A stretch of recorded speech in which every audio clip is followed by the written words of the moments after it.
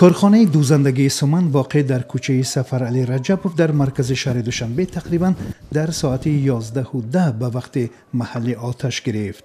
کارخانه سمن در مرکز دوشنبه جایگیر است و در آن برای ارتش جهاز رختخواب و لباس می‌دوزند. حالا کارمندان آتش نشانی تلاش دارند که از چند پهلو ایستاده این آتش را خاموش کنند و این کارخانه را به یعنی نجات دهند، ولی حالا آتش نشانان با 4 ماشین به جای حادثه رسیده زبانه آتش را که به بام کارخانه پیچیده به دیگر بناها تهدید می‌کرد در ظرف نیم ساعت خاموش کردند.